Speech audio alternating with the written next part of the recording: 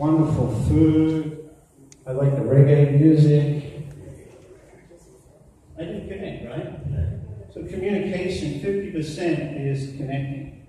43% is a tone of voice, whether it's very quiet or really loud. Right? So the element of how we say things. And one of the really important points of teaching character education is being able to connect with them, being able to look at them. Because if you're not looking at them, you could be off in somewhere else, okay? So you've done that. Once you've got eye-to-eye contact, then you're able to respect, right? Build respect. Until you're connected like that. So be able to, when you're teaching, enjoy children, value them, empower them, what they want to do. I have two sons, 27 and 25. When they were really young, they thought, oh, two young boys. They're going to be exactly the same. And I found out as teenagers, it was so different. My eldest son is much more like me, very gregarious, outgoing, likes to drive like a maniac. Not that I do that anymore. My youngest son is 25, stay at home, very quiet, very much like my wife. My wife is a very quiet person. She writes books, stays at home, plays with the cat. She's across the road. She really struggles to talk to the neighbors. For her to give a presentation like this, she wouldn't sleep for 3 days. She's just so frightened. And she's a teacher. She was a teacher. So she'd prepare all the lesson plans. I'd sit up there at midnight, still working on lessons. So very, very different types of personality, right? Young people are like that. So you have to understand their emotional level, where they're at, and allow them to be themselves.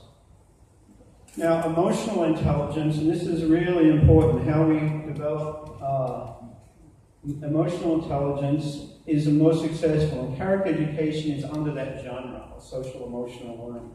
And this was a way of being able to develop the emotional level of connecting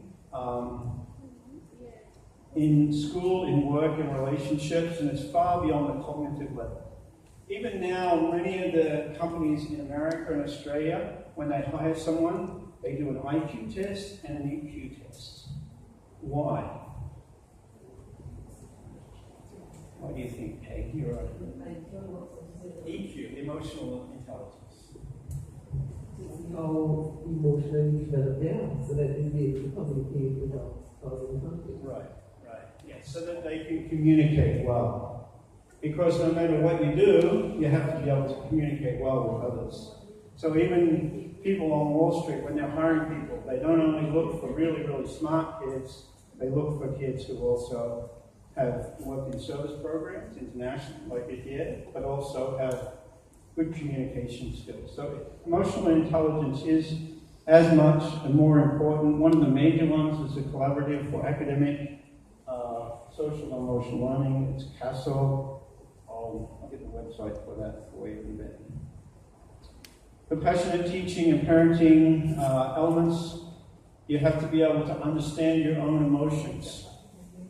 In St. Vincent, are you allowed to hit kids in classes or no? Yes. Is that good or bad? No. Not allowed? It is allowed?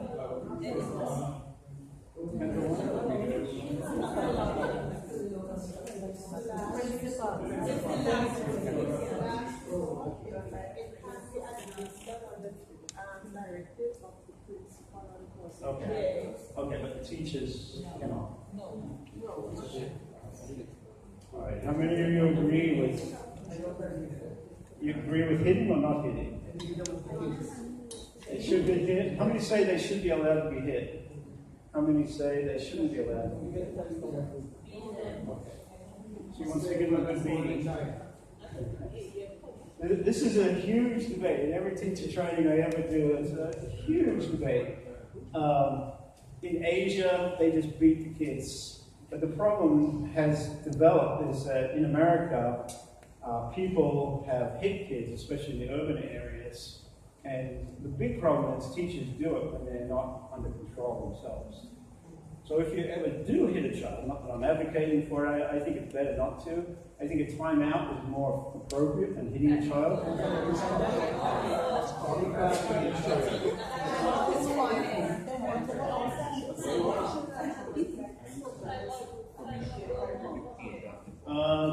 Timeout works. I've taught, and as I said, I've taught in Patterson, I've taught in some really tough areas. It actually works if it's done the right way. There's a program that I teach that if you apply it the right way and you have certain rules as part of it, it does work, because the teenagers and young people, they want to be with their other students. And they don't want to be ostracized. And if there's a certain way of doing it, I can't go into the whole element of it, but if it's done as a social contract, and if it's done even if they go to a vice principal or principal's area, that kind of timeout, then it can work. So you need to kind of keep your eyes and ears open to what can work and what can't work. It may not work if it's done the wrong way, and in the States it's the same thing. But I've seen it work very, very effectively with really, really challenging kids. So that's one element that you can think about doing. So understanding the emotions of others, persistence and zeal. The most important elements of emotional intelligence then is being able to understand the motivation and the attitude underneath the action, not just the action itself, and the timing of that. Within each motivation, there are three main elements: approach, avoid, and attack.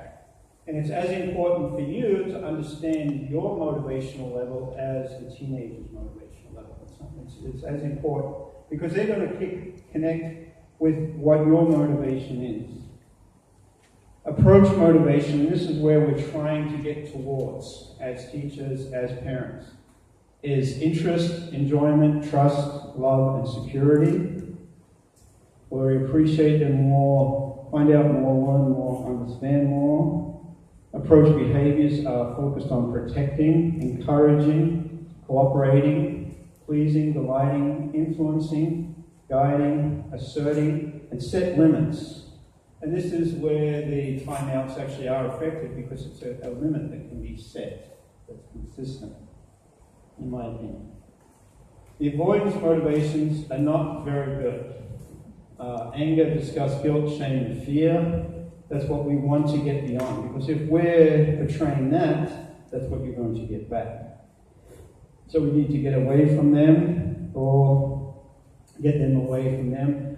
Avoidance behaviors: ignoring, rejecting, withdrawing, look down on, be personalized, control, criticize, manipulate, or make fun of. These are all very negative things, and as teachers we shouldn't be modeling this. Attack motivation, obviously anger and disgust, where we devalue, punish, retaliate, or dehumanize, which is another reason why I think hitting is not necessarily a good thing. Just my personal opinion. Because if you do hit young people, it teaches them the one with the most power wins. And you don't really want to create that standard. The attack behaviors in a demand, dominate, coerce, threaten, and abuse.